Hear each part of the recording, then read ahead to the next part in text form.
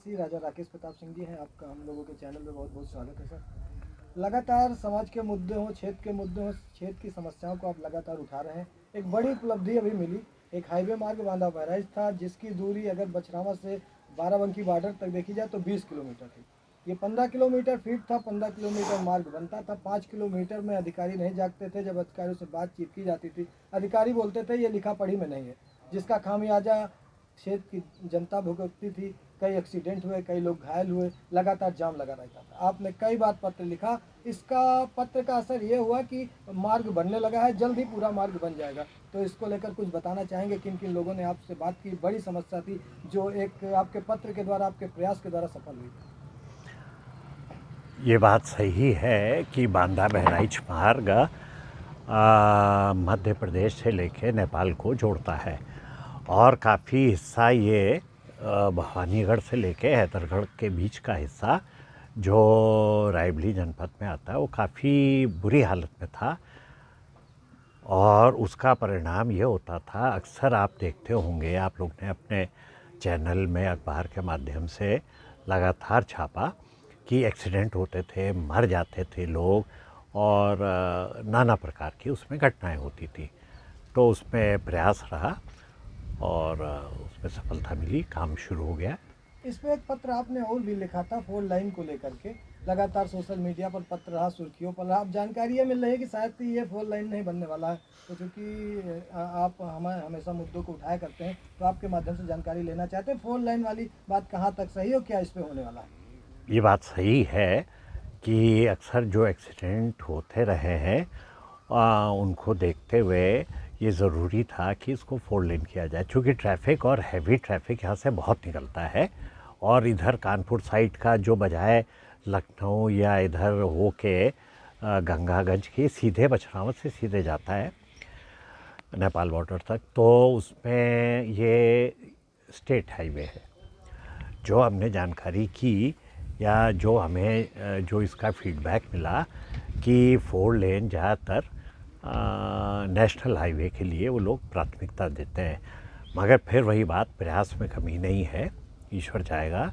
हम लोग प्रयासरत हैं और कम से कम बछरावा से हैदरगढ़ तक इसको चौड़ा कराएंगे, चाहे 4 लेन हो चाहे जैसे भी हो।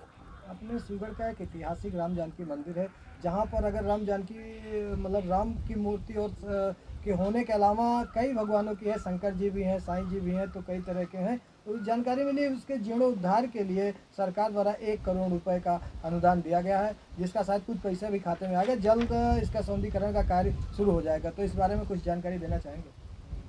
बिल्कुल, आपने सही प्रश्न किया और आपको पूरी जानकारी है।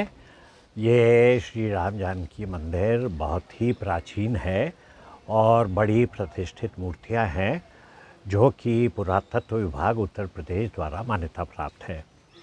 और यही नहीं, यहाँ पे पब्लिक का, जनता का बहुत लाभ होता है।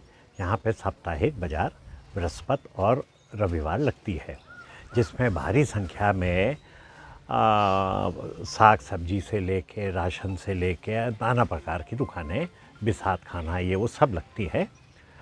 तो इसमें आम पब्लिक का बहुत फ़ायदा है।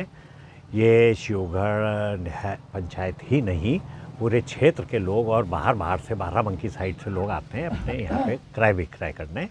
तो ये क्षेत्र के लिए, साथ ही यहाँ पे बड़े बड़े कीर्तन, हवन, पूजा पाठ होता है। तो ये एक धार्मिक और आस्था का प्रश्न है जिसके लिए माननीय मुख्यमंत्री जी हमेशा तत्पर रहे हैं और उनके विशेष सोच के अंतर्गत हुआ है। हम आभारी उनके हैं और आभारी हम अपने माननीय मंत्री जयवीर सिंह साहब जो पर्यटन विभाग के हैं, उनका विशेष इसमें योगदान है कि हम उनसे मिले थे। उसके बाद उन्होंने करके टेलीफोन करके बताया। देखिए, कोई मंत्री, कैबिनेट मिनिस्टर करने के बाद फ़ोन करके बताए, बहुत बड़ी बात है और ये क्षेत्र के लिए बहुत बड़ा एक उपहार है, नगर पंचायत के लिए बहुत बड़ा तोहफा है। चैत्र राम नवमी के बारे में क्षेत्रवासियों को से कुछ कहना चाहेंगे हम लोगों के चैनल के माध्यम से? सबको बहुत बहुत शुभकामनाएं, बहुत बहुत बधाई और आस्था विश्वास का इसी तरह कीर्तिमान रहे। यही आप लोग के चैनल, जिसमें पब्लिक से लेके हमारे आप हैं जायसवाल साहब हैं, अंगद राही साहब हैं, हमारे माननीय पांडे जी हैं, सबको और आने वाले समय में सबको बहुत बहुत क्षेत्रवासियों को बधाई। बहुत बहुत धन्यवाद।